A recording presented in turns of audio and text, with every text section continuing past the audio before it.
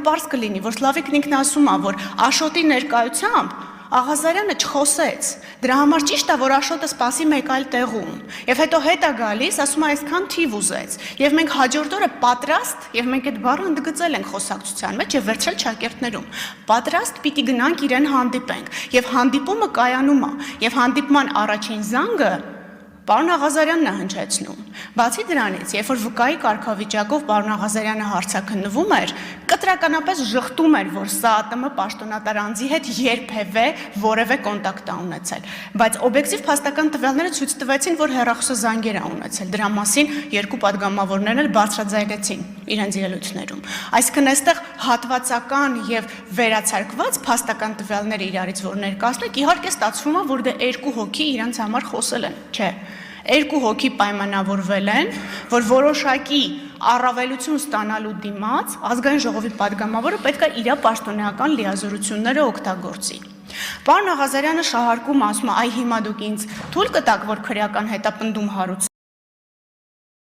և դրանից հետո ինձ կտանեն ու կկալանավորեն, ես նորից պիտի հիշեցնեմ ազգային ժողովի կանոնակարգ սահմանադրական օրենքը և ասեմ, որ որպեսզի ես կարողանամ ազատությունից զրկելու հետ կապված որևէ խափանման միջոց, այո, դուք պետք է թույլ տաք, և եթե տեսնում եք,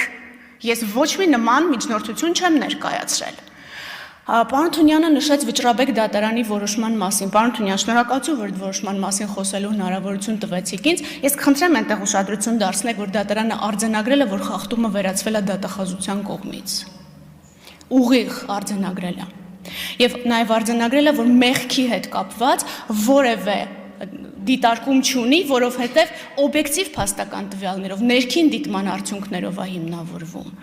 Պարոն Գաբրիելյան, դուք նշում եք ինչ եղան Չարչյանի և մյուսի գործերից, իսկ հիշեցնեմ քանի պատգամավոր էին։ Արմեն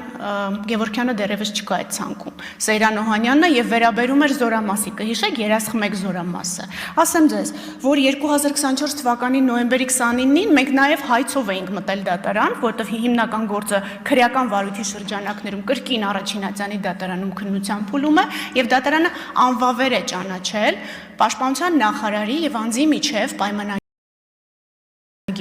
և դրա հիման վրա ասել, որ դրան հաջորդող սեփականության իրավունքի գրանցումը ևս անվավեր է։ Դա նշանակում է, որ ևս մի փաստ, որ ես այստեղ չեմ եկել ժամավաճառությամբ զբաղվելու և ձեր ժամանակը խլելու։ Արմեն Չարչյանի վերաբերյալ գործը, որը վերաբերում էր հաց բերողին, հիշեցնեմ ձեզ, երկու փորձաքննություններին էր վերաբերում դատաբժշկական, որոնք հակասում էին իրար։ Արմեն Չարչյանը չէր համաձայնվել, որպեսզի վաղեմության հիմքով վարույթը կարճվեր և պնդում էր դատաքննության։ Հիմա դատաքննությունը ընթանում է, իդեպ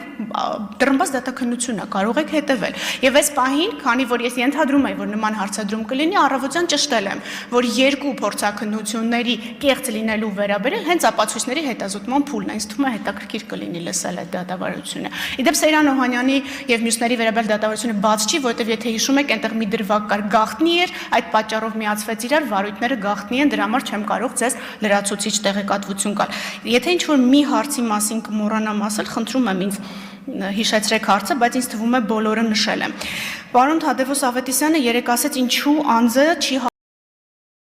հարցաքննվել երկրորդ $23,000 կաշառքի շրջանակներում։ Նորից պետք է հիշեցնեմ, որ մենք իրեն կարգավիճակով պիտի հարցաքննենք, որպեսզի կարողանանք երաշխիքներ տալ և որպեսզի այդ ապացույցը հետագայում չկորցնենք։ Եթե մենք անձին մեղադրանքի շուրջ հարցաքննենք վկայի կարգավիճակով, դատարանը ասելու է, որ սա անթույլատրելի ապացույց է, դուք մարդուն վկայի կարգավիճակով կանչել եք, փաստացի հետապնդում եք։ Դրա համար ես եկել եմ ստեղ առանց անձին ձեռք տալու, որովհետև այնտեղ ուղիղ տվյալ կար։ $23,000 և 300,000 դրամի հափշտակներություն կաշառքի վերաբերյալ, և այս պարագայում ես պիտի ստանամ կարգավիճակ, որպեսզի կարողանամ անձին և հարցաքննել և վստահաբար առերեսել։ Ինչ վերաբերում է չափերի հետ կապված, պարոն Գաբրիելյան, $8,000 հանգամանքը ընդունում է պարոն Աղազարյանը, բայց մենք շարունակում ենք պնդել 23,000-ի փաստը, որովհետև հակառակ դեպքում, եթե պարոն Աղազարյանը ճիշտ է ասում, որ ինքը տարվա ընթացքում, պարոն Եղվան, ներողություն եմ խնդրում, եթե տարվա ընթացքում փոխառություններ է վերցրել, բոլորս պաշտոնատար անձինք ենք, այդ թվում պարոն Աղազարյանը, պարտավոր է հայտարարագրի, 8,000-ը,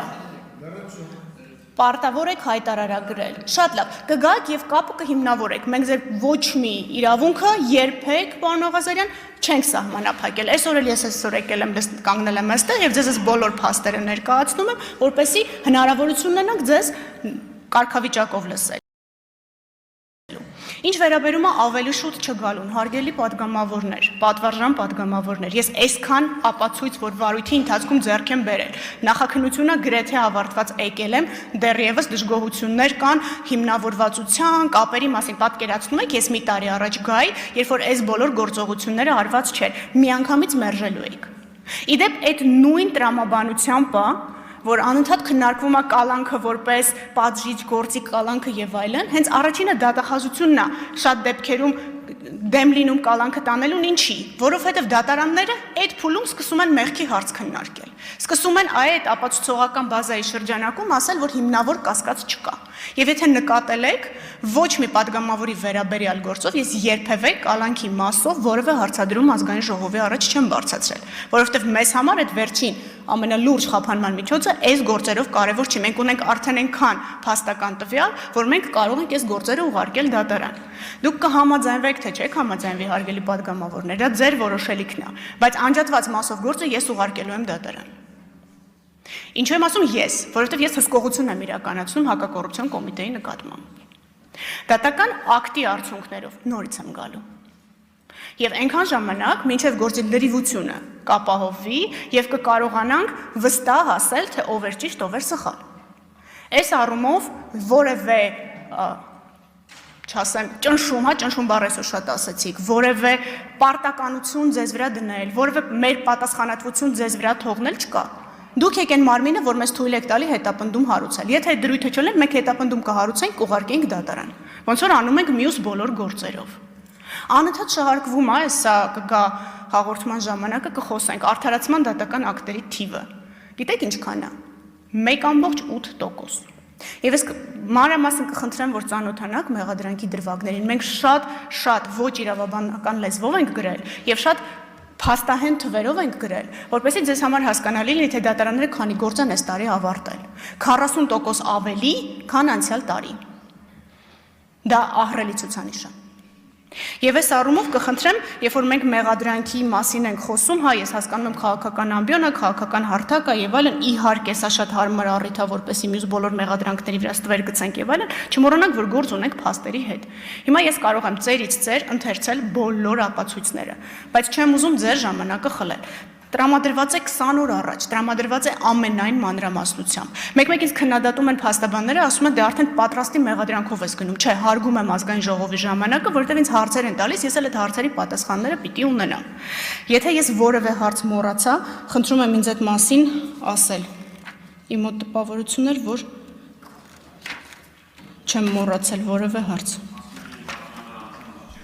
Ինչպես։ Հա, պաշտոնատար անձին ինչու չենք հարցաքննել, որովհետև մեզ առաջին հերթին անհրաժեշտ է